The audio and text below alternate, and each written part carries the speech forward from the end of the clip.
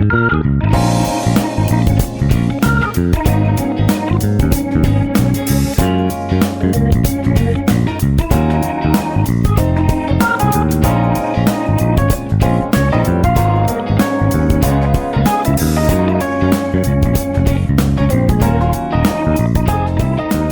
everyone, welcome to the Locals episode 4, and today we have a very special guest and another person that hasn't been on the pod before. I'll do some introductions. So we've got myself, and we've got Nico. What's up? And then we've got Alex. Hi everyone, I'm Alex. I play exclusively Hammer Time in Modern, and I also play Pioneer. Main deck was Mono Green, that doesn't exist anymore, and Lotusfield. And then we've got our guest today, Sean. How you going, Sean? Hello, hi everyone. Thanks for having me. And Sean is a very good competitive player throughout Magic. He comes to our local every now and again when he has the time. And what kind of decks are you on at the moment, Sean, for Modern? Yes, I should mention. So, I got back in the game in 2018, and currently I'm playing. Is it Murktide, or specifically for this RC Teamer Murktide? And prior to Murktide, I've been playing Blue White Control. Cool. And today we're going to be doing a bit of another kind of dive into an article that is called Elephant Method. And it was written by Zvi Moshowitz. I can't really pronounce that properly, but it's an article about deck building. And maybe we'll get Nick to give us a bit of a TLDR for our viewers as to what the article suggests in terms of deck building. Yeah, so pretty much this is a famous article from 2013, and basically the idea is that we should view decks as a complete 75 card package when we approach deck building, rather than a singular 60 card deck with an attached 15 card sideboard. So the way that we approach this style of deck building is that we kind of want to create various 60 card post board lists that target specific decks in the meta, and we just want to compile a whole bunch of them for every meta list, and then conglomerate them into one final 75, which kind of takes different ideas from the different matchups and tries to take the strongest averages across the field, so that you have the best average win rate across the field rather than specifically target specific decks. And obviously this has pros and cons, which we'll get into, but definitely an interesting take. I haven't really heard of this kind of concept prior to us researching it for this episode, so excited to get into it. I've heard about building a 75 card deck. My approach when I deck build though is not that way unless I'm really going into a tournament where I know what the meta is probably going to be like, because I like when I build decks to kind of do a catch-all kind of sideboard and kind of look at fine-tuning the main board just by playing and seeing what cards work. And I like to kind of play a bit rogue cards here and there as well. I don't really look at lists online per se and just copy and paste those. I like to kind of tease out stuff as well. So that's my approach when I deck build. What about for you guys? How do you guys do your deck building, or do you deck build? I'm the guy that copy and paste the deck list online and then just play from there. Yeah, so that's how I build my deck. I definitely relate to that. Yeah, I'm more of a trust the pros kind of guy. It's if they have a strong list that performs, I'll play that. Yeah. So do we agree on this specific method of deck building, which it's better than a traditional way of deck building, which is a separate 60 card main deck that precedes your main game plan, and then 15 cards sideboard that hates on other decks that you decide to build? I personally, even though I'm not a huge deck builder myself, I think there are definitely strong merits to this kind of list, this kind of approach rather. I think especially in long drawn out tournament formats where you're playing multiple rounds over a day instead of just a 4-round FNM or whatever. I think once you get to 6, 7, 8+ rounds. I think like being able to have a solid approach that's been measurably tested across each of the lists with a measurable post board plan that's pretty worked out. I think that's definitely a huge benefit of this approach compared to, let's say, like the traditional model where maybe the traditional model sideboard plans have more of like let's say like silver bullety, like approaching like a matchups through like key cards rather than a holistic approach kind of deal. What do you think, Sean?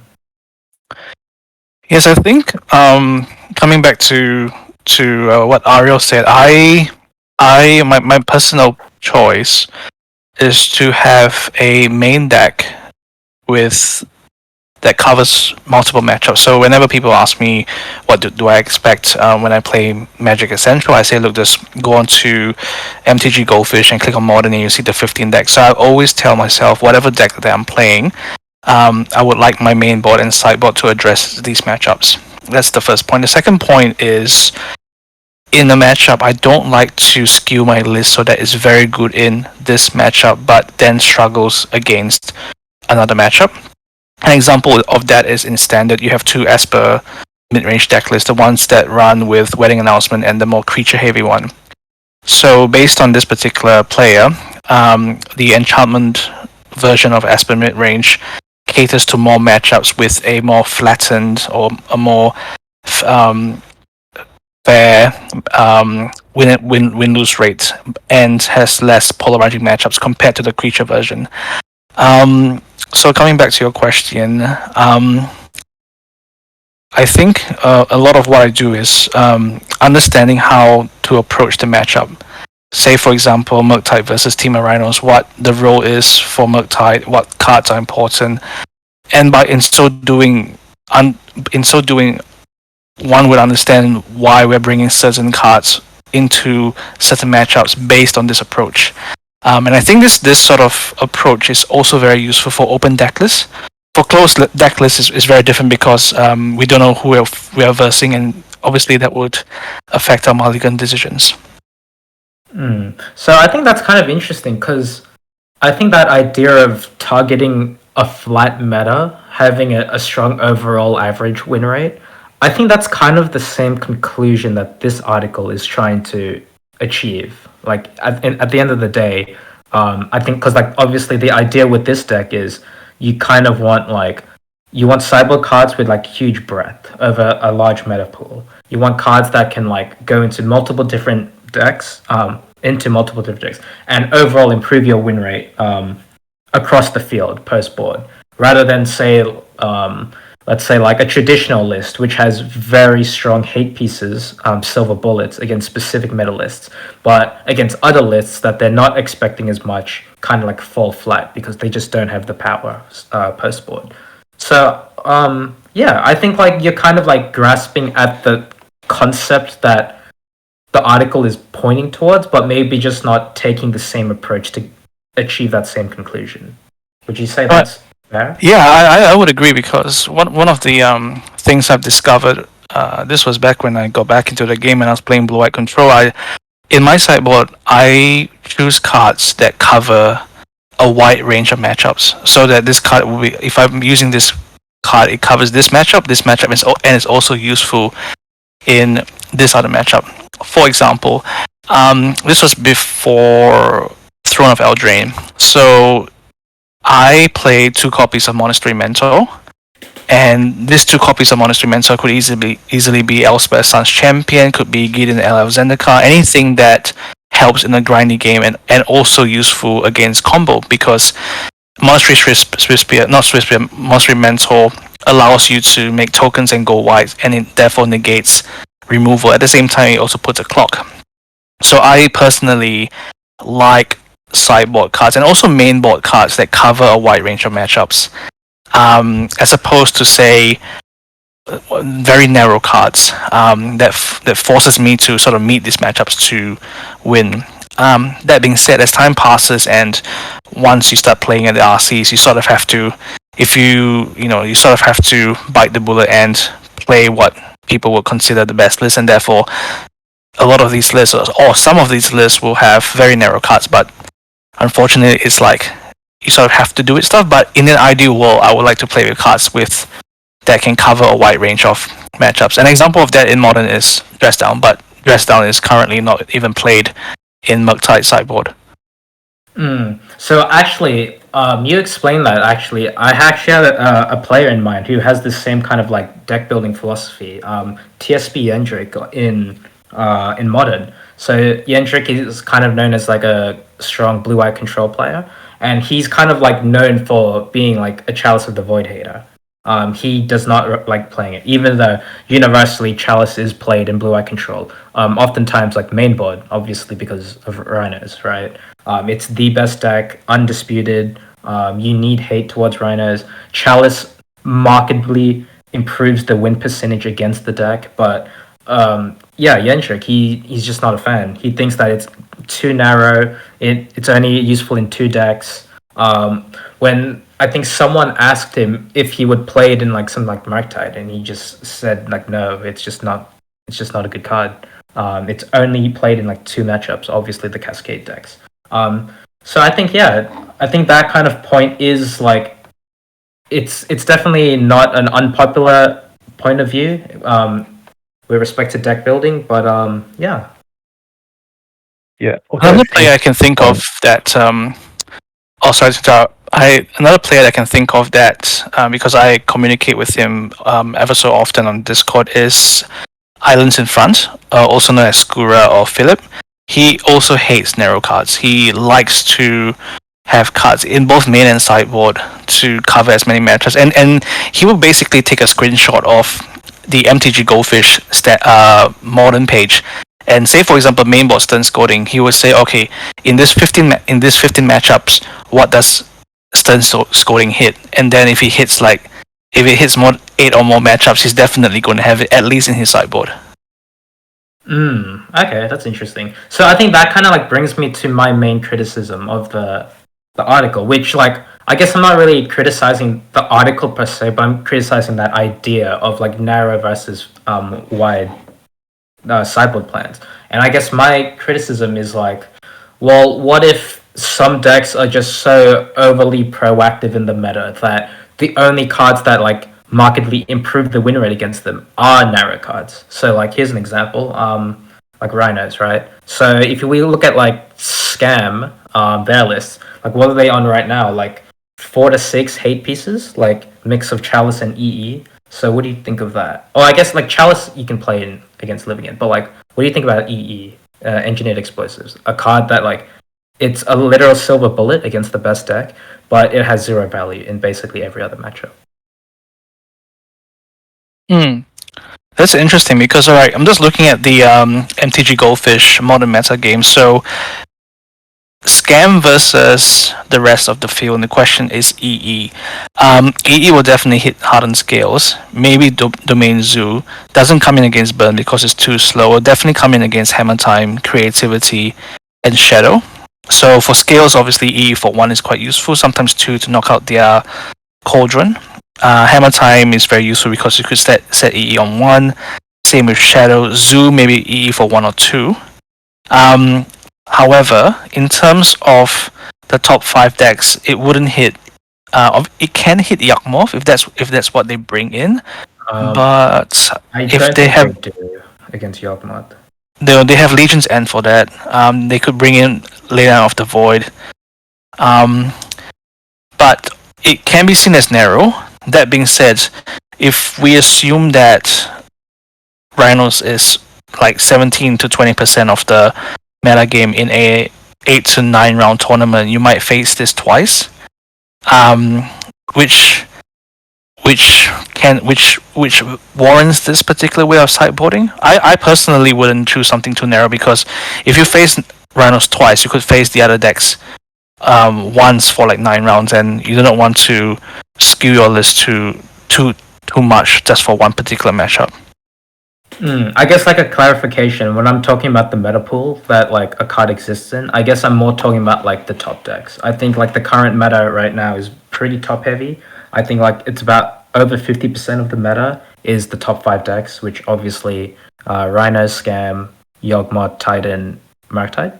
So I think I'm more I'm more addressing those 5 decks and maybe like the tier 2s, like let's say like the next 5.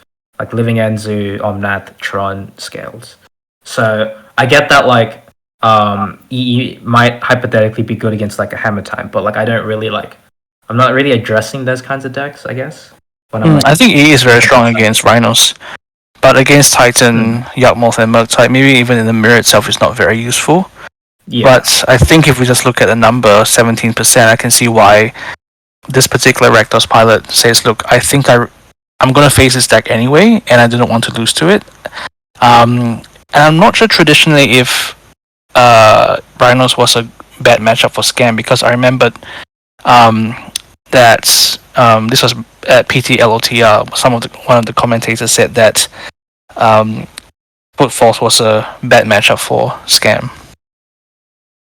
The way I approach my deck building, I think, is looking at what the meta, the top decks are, and having some play against them because you're more likely to verse them.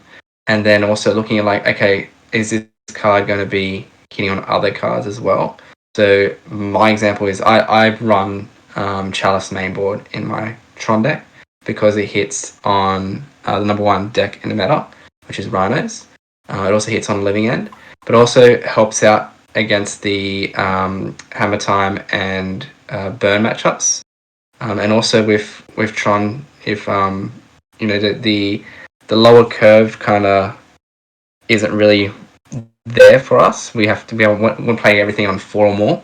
So it gives me something to do if I've already got the Tron lands coming, then it gives me something to do as well, to be able to play that to, I guess, slow down those much quicker decks that are going to go under the Tron deck. So when I've built my current Tron list, I definitely brought in Chalice because specifically the top decks were what I was trying to hit on, and that they were going to always get under me as well. So I wanted to have something that would play to that, and so that I had something to do in those first couple of turns that will slow them down to get me to my game plan as well. I want to go back to the point where, as Nick and Sean discussed, as the narrow versus wide sideboard targeting problem, is that I think before you even talk about this point, you need to consider that your deck even have the luxury to prefer one over another. Because like decks like Control or Murktide and stuff, they have so much card selection, or they go through their deck so fast that they can afford to include cards that hits multiple decks, or they can include less copy of cards in the sideboard.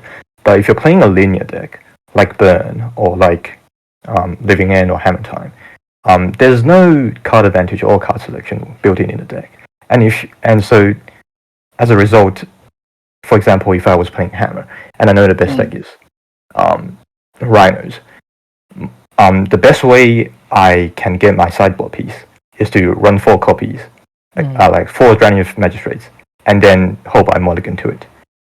And I don't really have a choice here, because the deck is built in a way that the core pieces is so fixed, and the sideboard cards, when I bring in, I don't have a way to really look for it, so I have to, whenever I put in the sideboard piece, ideally I will have 3 or 4 copies. So that really is, I guess you need to consider the archetype of your deck if you're really using the elephant method to build your sideboard at least. There was one point I was going to discuss as well, was like you have to also think about like the deck that you're playing and what your strategy is, and what kind of spots you can afford to have these kind of catch-all cards in. Because if your deck is very narrow and very glass cannony, then you're really trying to make sure you're able to do what your deck's built to do. And then if you don't have as many slots, it's hard to kind of pick a card that goes into your main board that doesn't get you anywhere to what you're trying to achieve, just for that kind of like extra matchup that you might run into. So you're more in terms of my thinking of deck building. Like for example, if I'm building like Living End, right? you have that one kind of goal of what you're trying to do, and then all the cards within that deck list in the main board is to protect what you're trying to do. Okay, so that's why I'm playing. I mean, the cards are stronger now than they were when this article was made, but in that deck list, I'm playing Force of Negation, Subtleties, Griefs, to try and make sure that I can get my plan in motion by turn 3, so that I can have the highest chance of winning. But then when I go to sideboard, then I have to go, okay, well, what are people doing against me now, and how do I combat that? And so now I've got more narrow cards in my sideboard to combat that, to still be able to pull off my game plan, right? Whereas a list like Murktide, because you're able to go through your deck so much, you have more of those flex slots in your deck, and so you kind of can put those cards that might not be relevant in one matchup but is relevant in another matchup, because you are able to kind of utilize the card advantage and the way you're able to surveil and all that kind of stuff. If you don't need that card in that particular matchup, you can get rid of it and get the card that you want, right? So you have to also think about what your deck's trying to achieve, and if you're able to play this kind of theory within your deck. And I think when you look at the top decks in the meta, they're able to kind of do that. So Rhinos and Murktide, they, I think, play with a lot of flex slots that they can put into their deck. Whereas other decks that are very much like Burn or Hammer Time, they've got that very niche way of playing that they have to kind of already have like a very, very big core of their deck dedicated to their main board. So yeah, that's just another thought I had as well. Yeah, I think so. 2 points on that. I think like the first point being the scenario with like low resource decks that can't afford to run 1-offs or 2-offs because the probability of hitting those cards within the game is like negligible.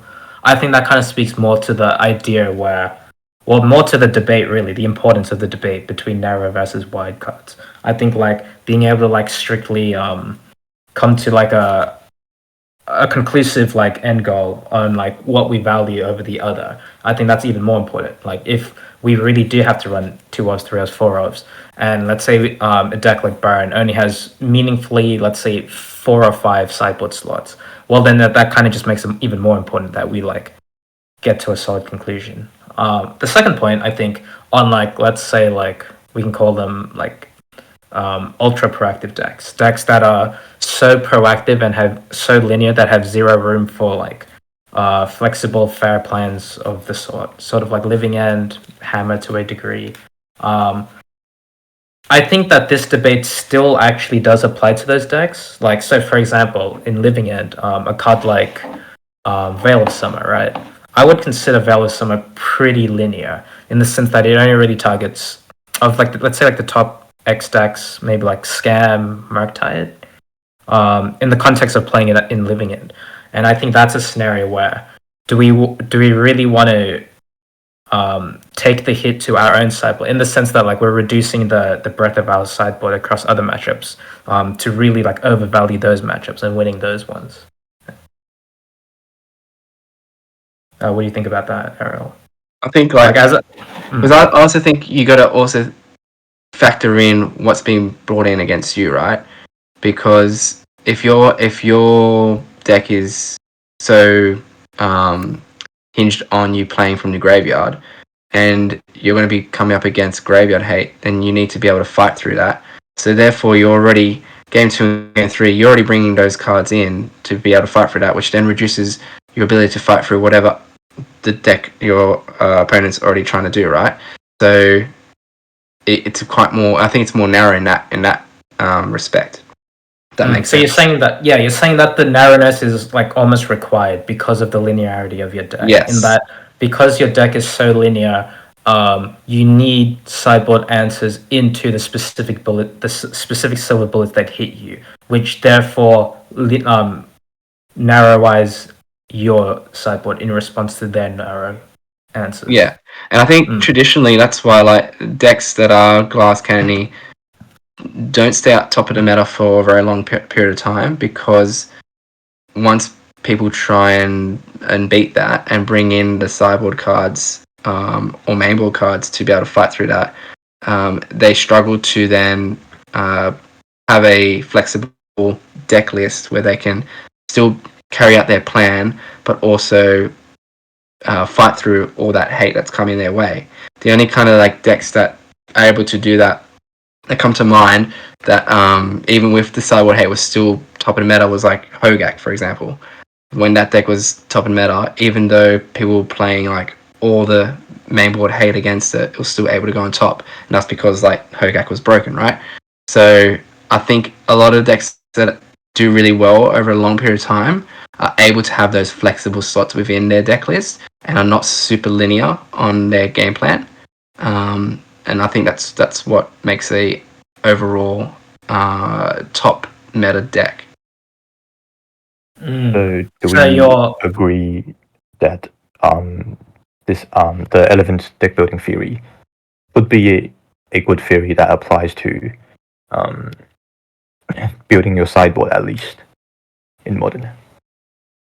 I think it does if you're, again, like it depends on your deck choice, but if you're able to have a deck that is able to have a lot of flexible slots within its main board, and then you can kind of change that around for game 2 and game 3, then I think that deck's gonna perform better than a deck that is very linear and narrow in its game plan, unless like that deck is just very, very good at doing what it does, and despite things coming in to stop it, it's still able to go through. But traditionally, that deck doesn't last at the top of the meta for very long periods of time.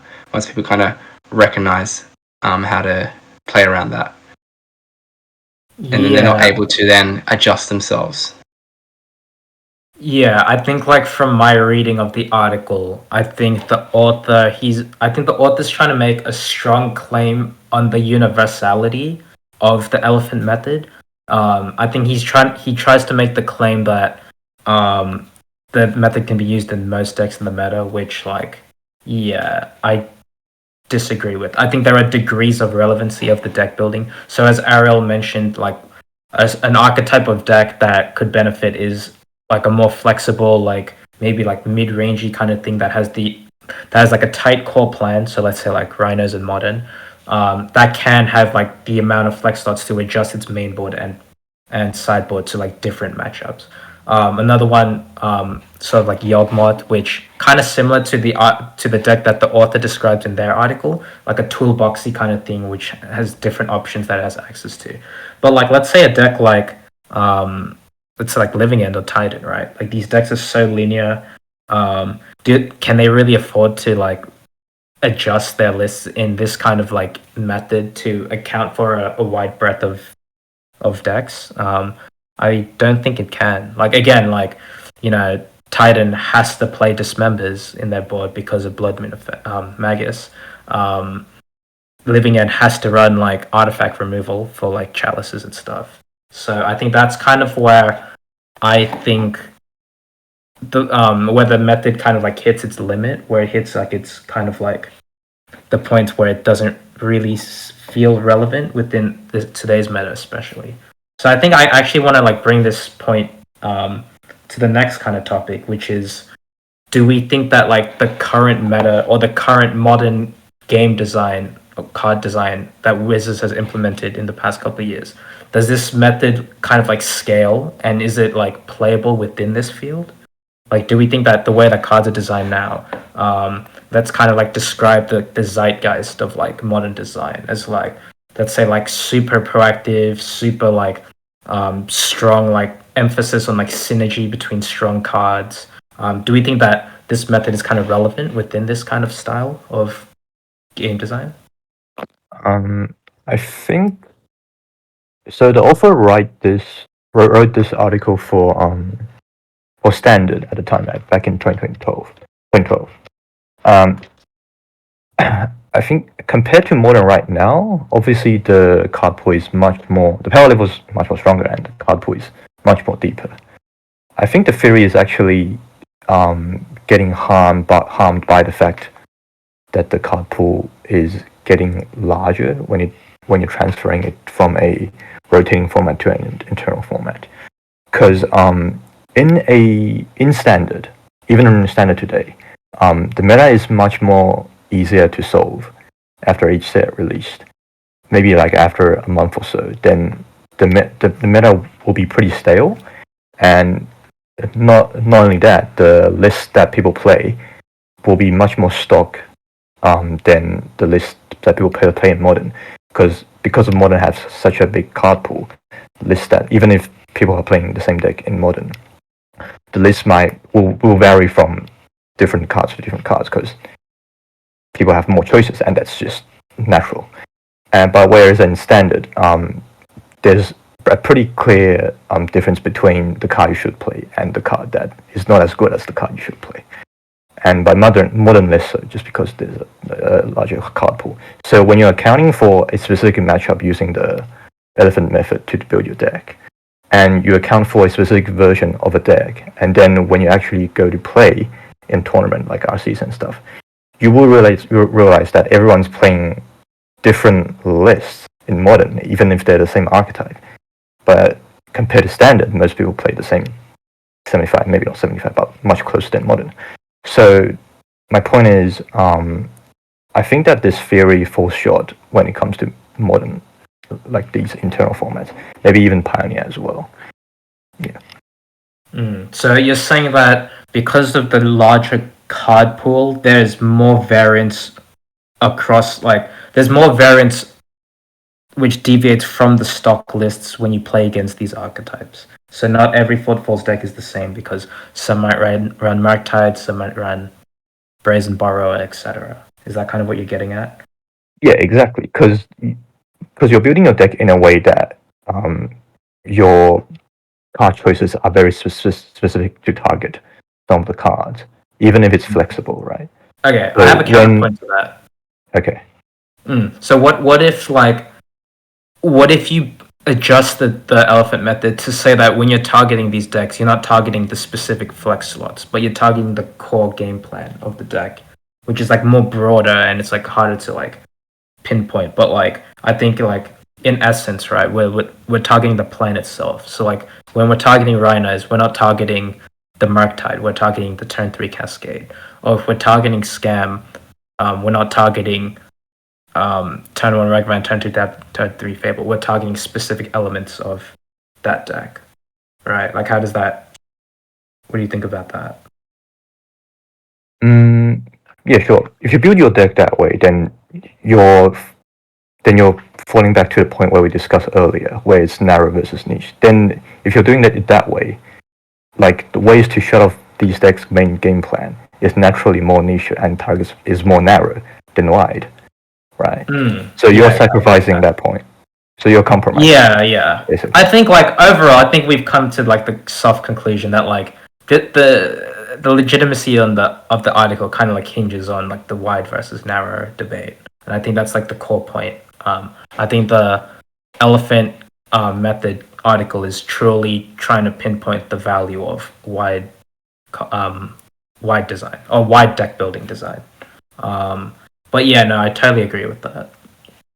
One of the things I wanted to add is when reading this deck list, so I think V was making a banned mid-range control deck, which is very different to a linear deck. And I'm saying this because currently I have built a deck for a friend who has qualified for the RC, and this deck is called Prowess. And Prowess is a very linear deck. So you have decks with very flat matchups. An example of that, I'll just use standard for example. You have Esper Midrange, which has a very flat matchup against, say, 10 decks, versus, say, Poison, which is very good in this particular matchup, but maybe very bad in that particular matchup. So when a deck archetype, say Prowess, for example, become a deck where the matchups are very polarized, meaning against these decks, I have a very high win rate. However, against these other decks, I have a very low win rate. Whenever there's a pattern I notice where whenever this happens, the sideboarding becomes narrow in a sense because Prowess knows that against all these other decks, I can win fast before they can do their thing. However, against these decks, I really need these cards, and that is exemplified in their sideboard, where they play like 3 Chalice of the Voids or 4 Fluster Storms, because they know they will lose to a Cascade deck if their Cascade spell results, especially if that Cascade spell is Living End.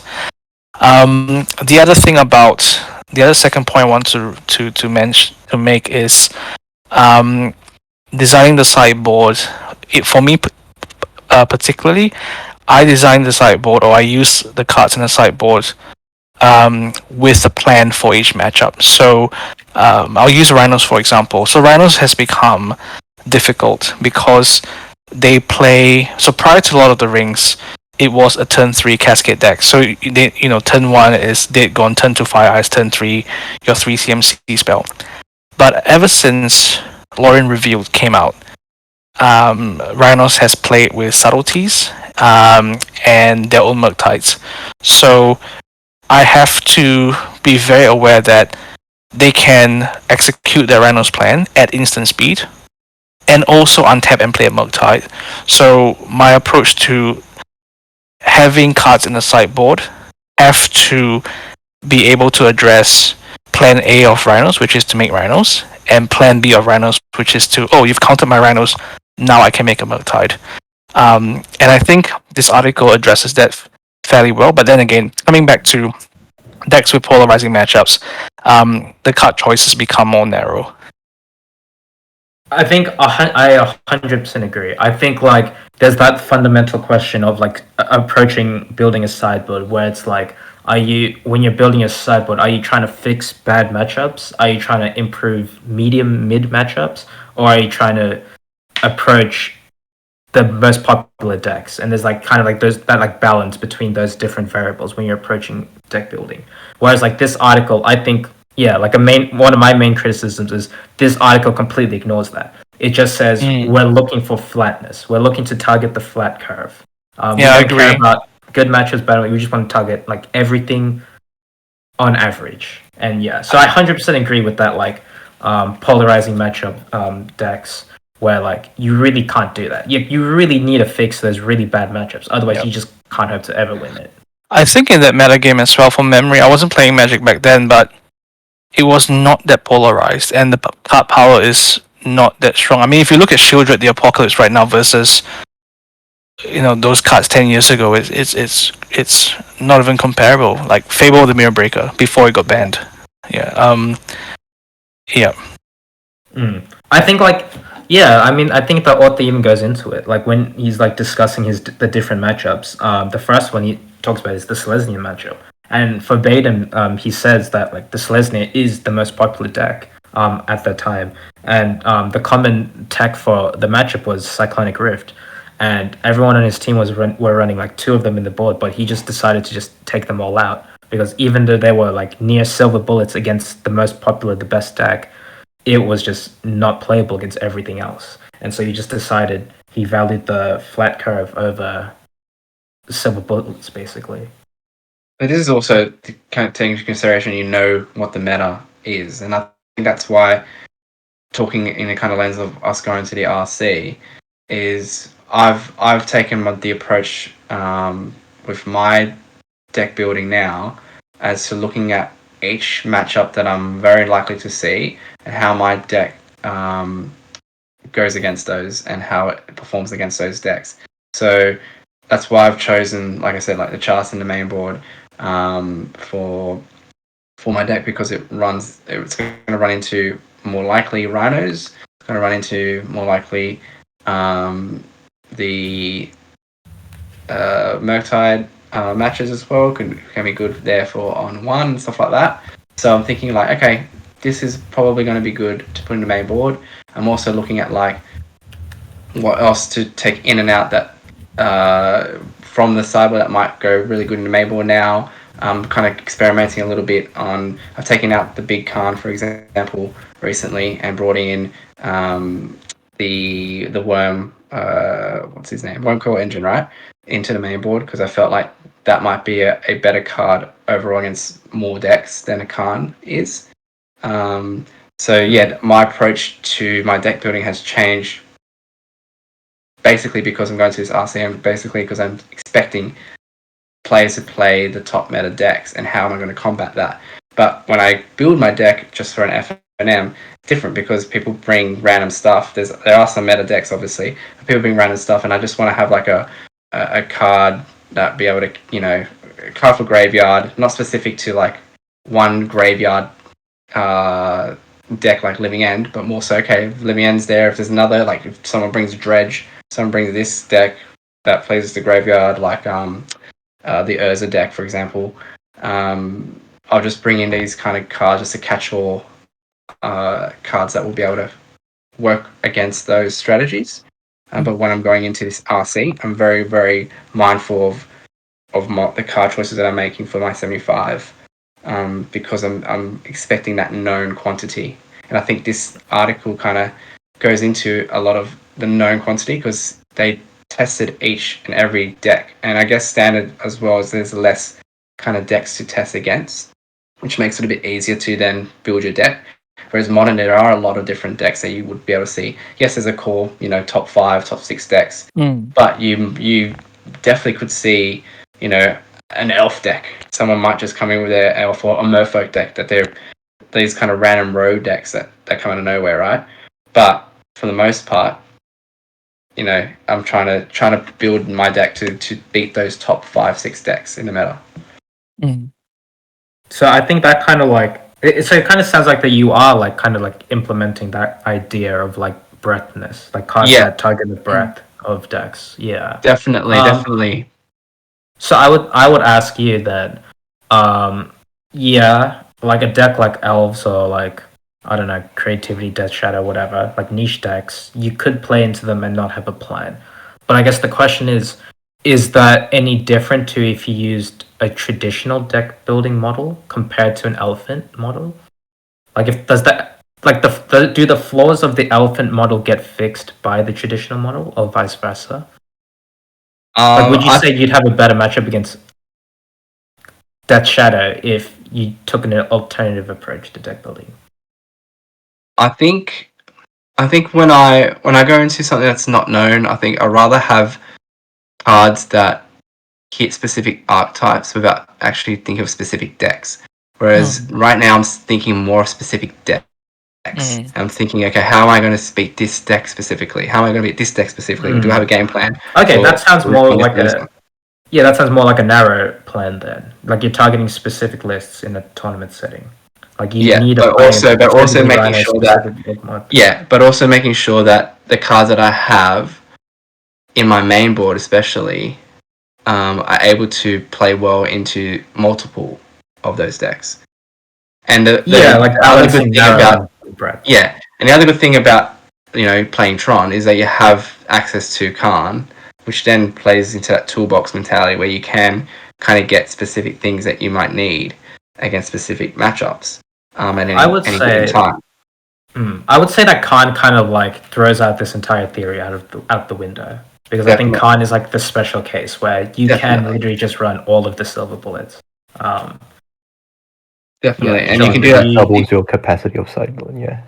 Yeah, but I also think that sometimes it's good to have, like, for example, that chalice in the main board. I think it's good to have because you want to get that as soon as you can, right? You don't want to wait till turn 4 to get it. So therefore, I'm building my deck to be able to play into that, so that I've got access to that before Khan comes on the battlefield. And then the other cards that Khan gets are going to be the cards that I can kind of get to later in the game, if that makes sense, against decks that I can get to later in the game. So I'm looking at, okay, well, can I beat, Burn before I get to Tron? Most cases, no. So is a Chalice of 1 going to get me to Tron? In most cases, yes, it will get me to Tron.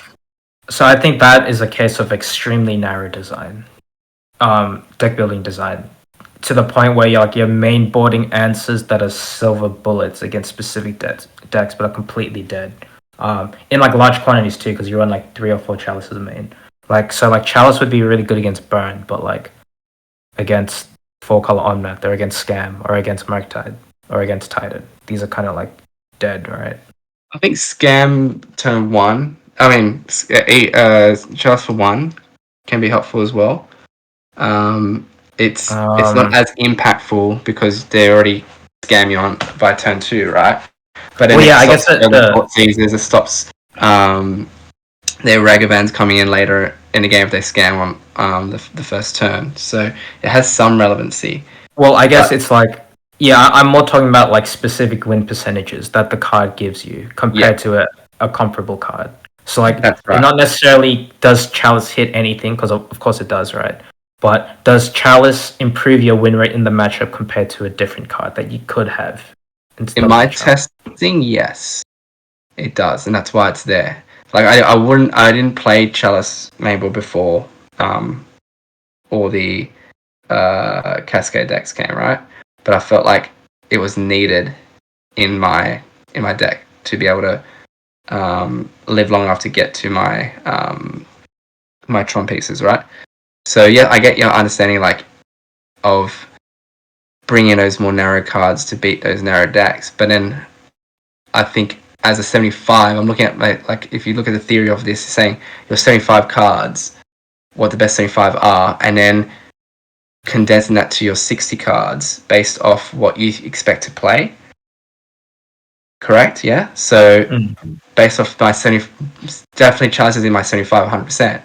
But right now the meta is suggesting to me, and the way I've been playing and what's been working, is that the Chalice's main board are more helpful, more of the time are helpful than not. Sean, did you have any thoughts on this? Yes, is my mic working? Just double check. Yes, my mic is working. Right. I'm just gonna share my screen because I'm just looking at how this particular elephant article, how we actually incorporate that into our deck building choice. So if we look at this particular metagame is very unique.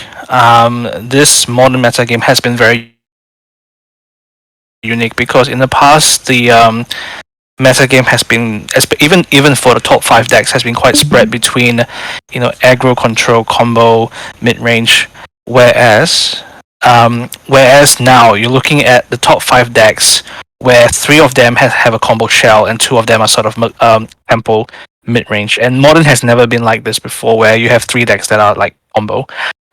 So it means that it narrows the decks that we are going to face on one hand, but Ariel has mentioned a point which has been true in modern. You can easily find someone that will bring Charbelcher, or someone that will bring goblins, or someone that will bring merfolk, or someone that will bring Texas to a modern RC, or even Boomerjan, because they have been playing with this deck since forever. So we have a scenario where we can yes, we are testing specific matchups. However, we need to be able to play against 20 different decks if we were to meet one different deck for each 9 rounds. So to that end, I'm just showing you this is my Murktide list, my own Murktide list that has incorporated some elements of Gonti. It still has the Archmage's Charm, and some of the sideboard cards are there because it covers a lot of matchups. And what I did was, I'm not sure if you can see my Word document. So the sideboard guide, it basically addresses every single matchup that I've played against since the middle of 2022. And at the bottom, I write notes. So this particular table addresses every possible deck I can meet at the RC. This is before Lord of the Rings. This is my guide I had before Lord of the Rings because Modern was more diverse back then. Coming into this RC, this is Max Kominowski's list. Let me just change this. One Scalding Ton. So this is Max Kominowski's list, which incorporates green, which I personally felt was very narrow because he was trying to target the ley line, any of the decks that plays ley line of the guild pack, Rhinos or Zoo. And his table incorporates, say, 10 to 12 matchups. And this is reflected in my sideboard guide where there's a table. However, because it's modern and I could easily face, say, Texas or something else, I kept my notes, my deck notes at the bottom, because if I were to meet these decks at the RC and I don't have the sideboard guide, at least it provides me with an approach to play against those decks. So in essence, I'm not really building my deck. This is Twinless list. I'm sort of being able to play against these narrow decks at the same time. If I were to meet, an off-center deck, I have the ability to address that deck as well. So I'm just trying to hit, do both in this particular unique meta game. So I guess the question is, that's fair that you have a plan against those niche decks. But I think the question is your sideboard wide enough that it actually has coverage into those decks? Yes and or no. How much? How much coverage? I guess, like, to what degree? Yeah. So this relies more on the main board for my particular deck, because against those off-meta decks, I'm relying on the efficiency of my cantrips and the efficiency of my removal to deal with the board and dig into particular silver bullets, because the 15 cards you see in the sideboard all look quite narrow. And yes, if I were to face Dredge, I'll definitely lose because I have no unlicensed Hearse, which has been in my deck for at least a year and a half. 2 unlicensed Hearses, because they're useful against Murktide and Living End. If I were to meet the off-meta decks, it boils down to those 2 points: the efficiency of my cantrips and the efficiency of my rate removal spells. And maybe some of the sideboard cards. But I have to agree that this particular sideboard is very skewed to the top 5 decks. That is something that is the limitation of this particular deck, because to verse the off meta decks is based on place. It is based on what you draw that day and how you play the deck that day. So basically, I guess the conclusion you've come to with your deck building process is to not necessarily have coverage over those niche decks, but to at least have like a bare minimum plan against them. Yeah, for this particular RC, I sort of say to myself, the pros have done the work.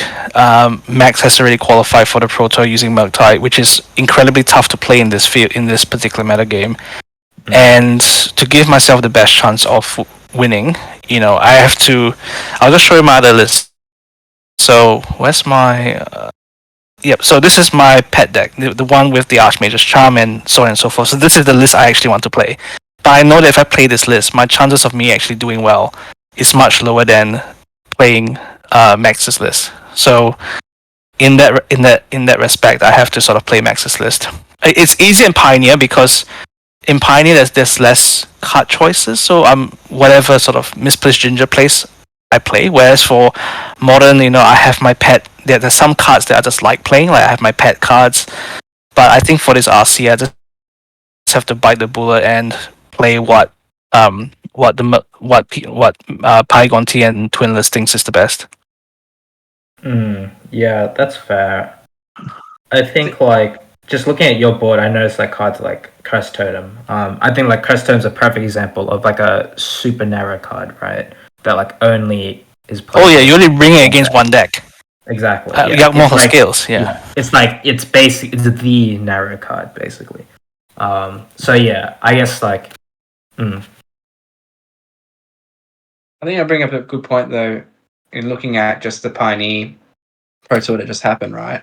And you've got the Vampire deck that basically was there to prey on the top decks in the meta. What do you guys think about the way that deck was probably built and brought into the Pro Tour? And do you think they had the idea of this theory, the elephant theory, or did they have a different approach? I think they used a different approach just because the shell is still a Rakdos mid-range shell, and the only difference between the shells are the addition of vampires and Sovereigns. So realistically, there's not much difference between a deck that already exists So I think they built a deck in a way that evolved from another deck instead of from scratch. I think the Rakdos Vampires deck came into existence because of one card, Vein Ripper. Because every other card that came before that. So, for example, what's that card? Sorin Imperious Bloodlord. I think before MKM, there was already a deck that tried to use Sorin Imperious Bloodlord to cheat a big creature into play.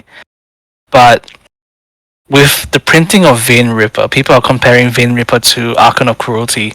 With the printing of Vein Ripper, in a Rakdos shell, you could just play into the mid to late game. Oh, okay, I have Vein Reaper, I drew a Sorin, I can just put a 6/5. Is it 6/5 flying? Yeah, I can put a 6/5 flying into play and force your opponent to deal with that, in addition to a deck that has already very good mid range cards.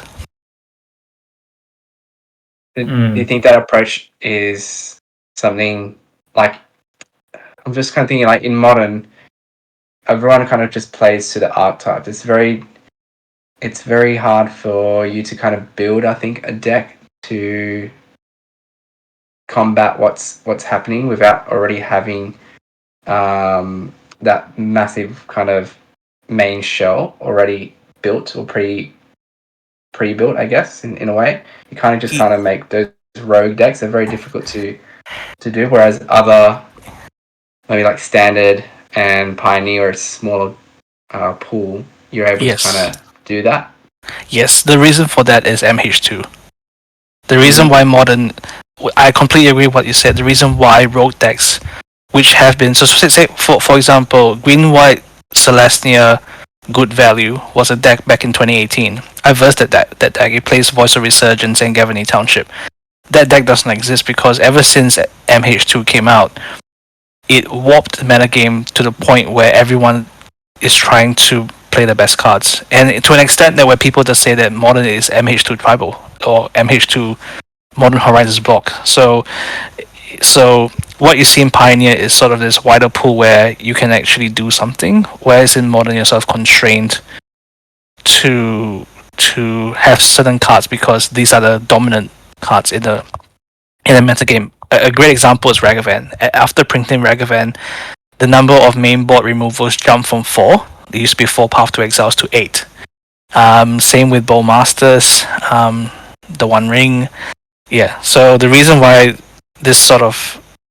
why rogue decks have fallen out of the wayside modern is because of it. I personally feel it's because of MH2.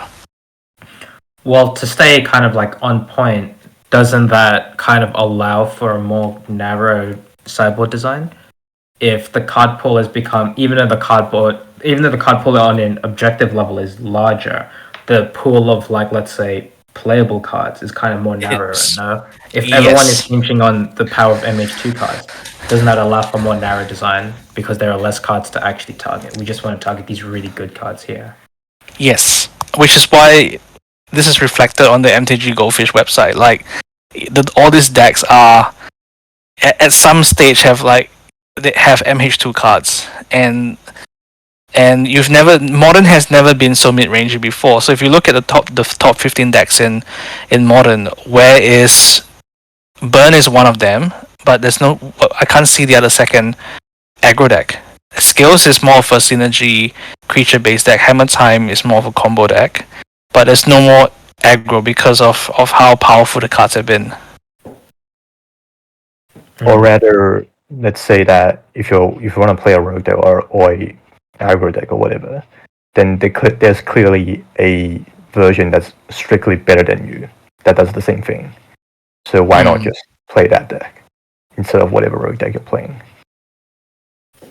Yeah, I mean, that's a fair point. So moving on, I guess like to summarize the topic, I guess, or not summarize, to like conclude the topic. So we've all read the article, obviously. Have you guys actually like taken any of these ideas and incorporated into your own deck building, or even like have you guys like come to like certain realizations through the article? No, because I think there's too much prerequisites for this deck building to be effective because first of all, you need to be in a very stable meta when you know clearly which decks are the best deck, and they will proceed to be the best deck for whatever event you're playing in. And you need a huge sample size. You need to put in a lot of work in testing different cards against different decks. But you basically need a huge sample size to decide what cards to put in your deck. And that's assuming that another prerequisite where is you're playing a deck that's non-linear, like a mid-range or control deck that have a high agency. So after all that, then you came to the point where is the format you're playing in even allows these card choices to be like efficient? Because in format like modern, you might need to compromise. Again, going back to the point where you need to compromise between wide and narrow. And if you're choosing narrow, are you sacrificing some power level for specific cards that targets different like the tier 2 decks where you will play, but not as much. So I think in conclusion, this particular method is not really practical in modern nowadays, but I think if you are playing a high agency deck like control or mid-range decks, you could use it if you meet all the requirements and that you're you could use it's definitely possible. At the very least, you could use it when you meet the requirement and for when you're building your sideboard. 15 cards of your sideboard, maybe not the main deck. So actually, before. Yeah. So now that you're saying it, I actually thought of something. I thought of like a use case. I think so. Last year, pre-Beanstalk ban, I was really big on Burn because I think the top two decks at the time was Scam and Omnath, and I thought obviously Burn is winning against Omnath, but I thought that Burn actually had a decent matchup, a good matchup even against Scam. So I was huge on Burn for that time period. And I think reflecting on that sideboard, I didn't build the deck myself, but I played Sodek's list, another motor grinder. And I think Sodek also incorporates a lot of this like design philosophy. So like in terms of, like favoring like wider cards than narrow. So like example tech choices were like no deflecting palms, no chalices, but instead cards like Pad to Exile or like Searing Bloods and stuff. So like a deflecting palm might be good into specifically Titan, but a Pad to Exile is good into Titan and is good into a turn one Fairy Scam and is good into like etc. Right? And I think looking back, I think that is a case of like a hyperlinear deck that could incorporate wide design or elephant principles. What do you think about that? Because I would say that like I don't think that's really incorporating this principle. It's just choosing to play the non-linear answers, the flexible answers instead of a high power targeted answers. Because like obviously both Path of Exile and Deflecting Palm targets is both targets Titan and is good in them.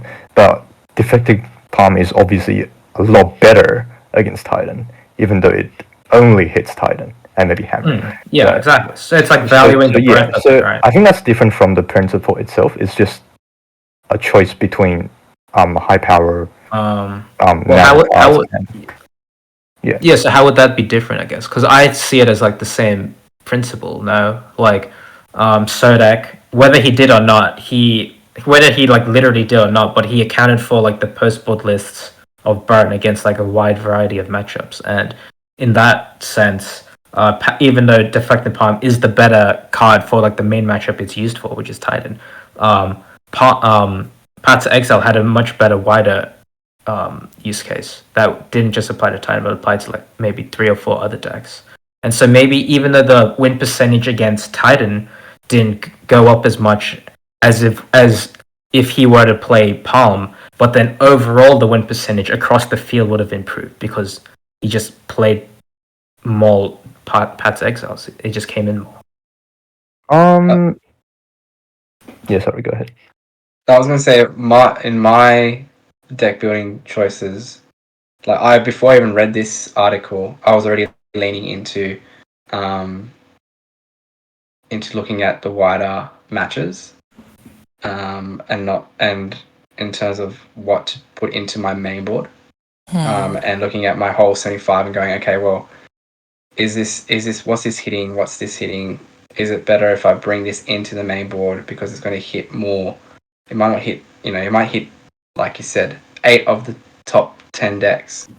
And then there's 2 decks that I verse that it doesn't hit. I'm going to struggle against. But for the most part, it's better to have that in the main than in the side. So I was already kind of going that route before I read this. I think deciding between, I think like the idea of like pre-boarding cards that would have been in your sideboard and your main, I think that's like a different idea. I think that's a different topic than the point of like width versus narrow, or narrow versus wide. I think like back on to the point with like the burn list, I think I think like the list kind of like neglects cards like Chalice, for example, which is like incredibly narrow, for cards like Searing Blood, right? Like Searing Blood, if you look at it, Searing Blood, it doesn't feel like a strong sideboard card in the sense that like it doesn't have any capacity to become a silver bullet card into any matchup. But because the breadth of it is so wide, it's run of as like a 3-of. And it was put into pretty much every single creature deck from recollection. So like Scam, Murktide, Yawgmoth, etc. Did you have any thoughts on that, Sean? Yes, I think I very, very subconscious. So when I was reading this article, I sort of subconsciously felt that I've been applying some of these principles, and I completely, get what Ariel is saying, because part of my sort of philosophy and approach to MT Magic is to cover as wide, as many matchups as possible. I'm just going to share my screen, and I'll give you an example of what I mean by covering as wider matchups. So this was, this is back in April. Yep. So MTG Top 8. So this was a tournament in April in Brisbane where this was the ideal world where I could have every sideboard card that basically addressed every single deck in the 15 decks in the MTG Goldfish. This is April of 2023. Unfortunately, since then, Lord of the Rings came out, LCI came out, Wilds of Eldraine came out, and although the main board and the approach to play the deck has remained the same, I'll just show you again this deck list by Twinless. Instead of having very wide cards, I now have some cards that are so narrow that it's only applicable to 2 or 3 matchups. So in a sense that the principles of this article may not apply. It does in some aspects, but not in total. But the reason why these very narrow cards are played, is because in those matchups, if I don't address those specific cards, I can just lose flat out. An example would be not addressing, say, Leyline. Say, for example, your opponent has 2 Leyline of the Guild Pact. I need to address Scion of Draco, otherwise I cannot interact.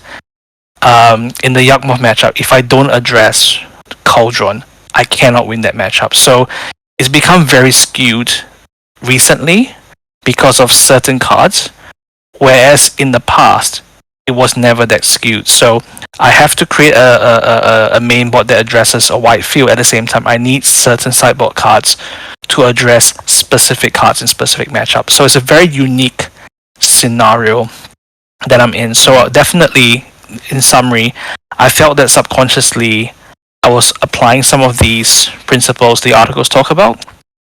At the same time, for this particular meta game, I'm sort of forced to pick certain cards because I have to address these cards. For example, I think you asked me, I think was it a week or 2 ago, with regards to how should I address the laydown of the Guild Pack Rhinos or Zoo deck, and the answer is I have to play these narrow cards. Like I will never use this cards outside of this matchup. So that would be my answer. Basically, yeah, so like this kind of meta, the proactive strategies are just way too good to the point where you're sort of in a spot where you're forced to play narrow cards because they're just too good and you just can't compete. Yeah, that's fair. I think I agree with that. Like EE sucks against pretty much everything else, but like if you don't have it, you're gonna lose to Rhinos. That's kind of it. Or like if you don't have pick your poison, you're just gonna lose. Exactly. So you just have to play. Yeah. The strengths of this is the archetype. It's the fact that you can play 2 colors and play Blood Moon to lock your opponent out. Now you're playing green for Tamagotchi. You know, you're never going to cast Blood Moon successfully unless you reach this sort of nirvana where you already have the Tamagotchi in play, you have the Murktide in play, and then you cast Blood Moon. That's not going to happen, especially with the 3-color deck. With a 2-color deck, yes, you can do that with Shredder as your backup threat, but not in the teamer list. Yeah, 100% agree. So you just have to play it sometimes. Yeah. Like I'm expecting Tron in the upcoming RC, so I might have to include the Obsidian Charm was unfortunately, which I think is a terrible card, but yeah. Yeah, I think we like just kind of reflect on it now. Yeah, it's more you are picking those narrow cards, but I don't. I was more talking in the fact that in that article it kind of goes, okay, yeah, you've got some narrow cards, but those cards are in your sideboard for those matchups, and then the cards that aren't kind of could traditionally be seen as narrow, but actually can apply to multiple different matchups. Those are the cards you go, okay, is this going to take up a slot in my sideboard, or does it have enough value to be brought into the main board? Yeah, so that's where my thinking has kind of changed.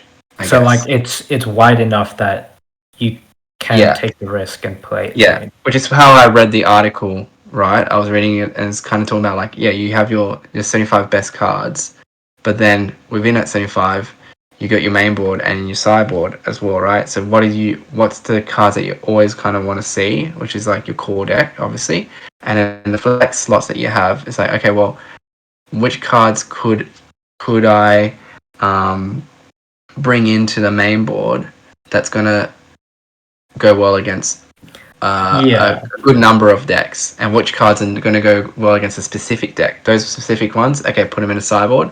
But the ones that are more geared towards, okay, yeah, it's really, really good against, deck A, and it's okay against deck B, C, and D. So is that good enough to be put into the main board? Yes or no? I understand it. I think it's the same idea with Nathan Stoyer last year innovating on Rhinos, where he ran 4 Mystical Dispute main, and out of nowhere he just won like a huge tournament off it. So yeah, definitely get that point. Because then you look at the meta and you kind of go, okay, well, does this, because to this day, like Rhinos runs Mystical Dispute now main. Maybe not like 4 copies, but like at least 1. Yeah. Right. So we basically came to a conclusion where, according to the theory, there's because we at the start of this podcast, we decided that the theory doesn't care about whether a sideboard card is narrow or not, but in fact, what the article is actually suggesting is to incorporate the flexible enough tech cards in the main board and include the more narrow cards in the sideboard. So is that where we... I think it just like... I think the article doesn't care about narrowness at all. I think like the perfect example is the Cyclonic Rift tech that they ran when discussing the Selesnya matchup. Like Selesnya is the best deck. Everyone was on it. You need Cyc Rift. That's the key piece. And he just took them out because they were just too narrow. I think the author just did not care at all. I guess that's so he just wants flexible enough cards that covers. Yeah, I think he values flexibility over everything. Obviously, given the context at the time, where the decks weren't overly proactive, where you were forced into positions where you needed silver bullets. Because like obviously, Cyc Rift isn't like a silver bullet, right? It's just like a tempo card, right? You're just bound to play it again, but like he gives you time. You're not like winning the game off a Cyc Rift. But yeah, in that context. But I guess you are winning the game, as in your win percentage is boosted enough where it's almost Sorry, close to yeah. a silver bullet. So Sorry, like, yes, a specific point about the Cycrypt. The Cycrypt is played not overloaded. It's just played as a 2-mana bounce. yeah. Yeah, not as a 7-mana like sweeper, pseudo sweeper. But yeah, I think the author ultimately cares about the macro level kind of like analysis of the meta, like being able to target like the wide range, the wide field. Basically, like empirically analyzing the macro scale of the meta and like ignoring the micro scale, like specific matchups, silver bullet, specific like narrow win rates from narrow cards or improvements in win rate for specific matchups. All right. So, any final kind of thoughts before you kind of wrap up this podcast? I think like even though like we disagree with a lot of the content of the article, I think there is still value in reading it. I think like it kind of like opens you up to like a lot of like new ideas on like how to approach the game. I think the big thing for me was like just his section on like the meta base. Like I think the simple idea of like considering your sideboard cards or considering building your mana base with your sideboard cards in mind. Like I think like for me, because I play Team Rhinos, like a big thing with the Team Rhinos sideboard is it has endurances and force of vigors, and both of those cards are double green pip. So I actually used to come into a lot of situations where I'd bring in both endurances and blood moons, and it's like I would play a blood moon, but there's only one forest in my list, and so it's like, well, I can't even cast my own endurance because of the blood moon, and like awkward situations like that, which I guess is a fault of the list, which is something to consider. Yeah, so I think ultimately this the article or the elephant theory is applicable. Just you need to pass through a lot of restrictions, and you need and we to did have primarily, primarily so discuss this in the context of modern. Like this could easily apply to like standard or pioneer, or even like pauper or something. Yeah, I'm not too sure about pioneer, but standard definitely. I think standard. Yeah, pioneer is debatable. No, I think it's a great article.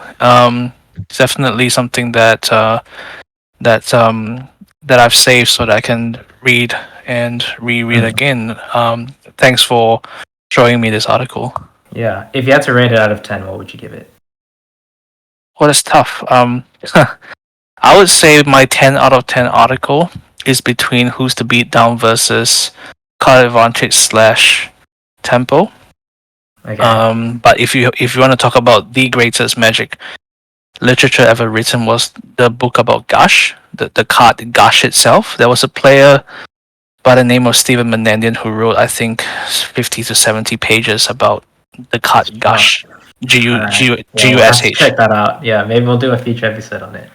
But no, I think this I'll give it at least like a 7 or 8 because it provides some fundamentals of deck building, which I think is important. Yeah, I think I'd give it maybe like a 6 to a 7. How about you guys, Alex and Ariel? I think around 7. I think there's definitely some things to take from it. And again, like I think you got to apply it to that known meta, and if you're going in trying to, like Sean was saying, have a flat, what's the word? Like that field you want to you want to have that against all the matchups. So, then definitely. It's but good when the assumptions are met. Yeah. But then if you're building like something like from scratch, which is what I usually do, I kind of look at different approaches. But definitely not those approaches. I think don't have the competitive mindset, if that makes sense. I'm not looking to like win a big tournament with like a deck that I'm just kind of building because I'm thinking, oh, that's a cool kind of concept. Yeah. So like the context of like the environment you play in matters. Like whether it's like RC level or like FNM level. Yeah. 100% agree. Yeah. Alex?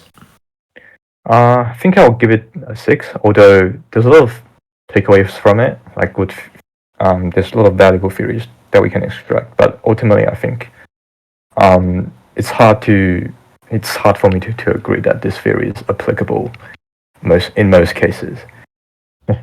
So also there's just too much work and effort to put in unless you are playing at the highest level, and you have the resources to even do that.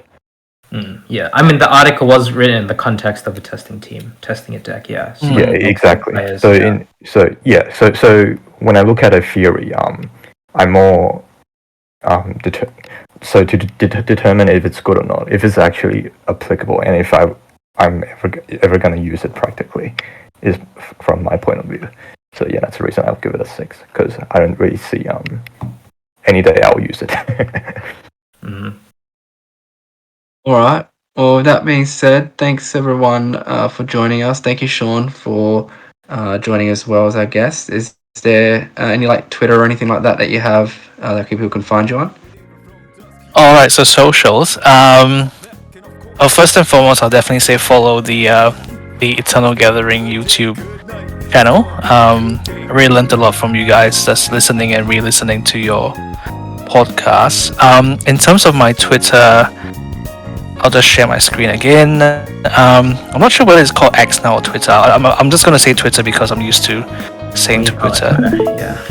So yeah, so social. So this is my MTG Twitter page. It's twitter.com/DeBakeyMTG.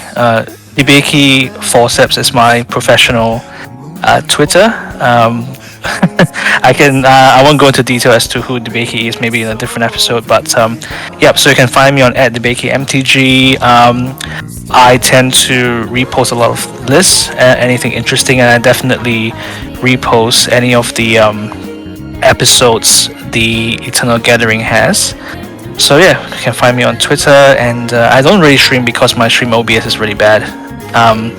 But what I've done in the past is I've been streaming my matches. So in the Merc Guides page, I usually stream my testing matchups. Or I recently joined Solomon's this testing group, and I just stream my matchups in the voice channels. And I'm also very happy to stream my matchups here as well. Alright, thanks everyone for listening. Hopefully you guys learned a little thing or two, and we'll obviously put the article in description below as well. So from all of us, have a good time, and we'll see you again next week.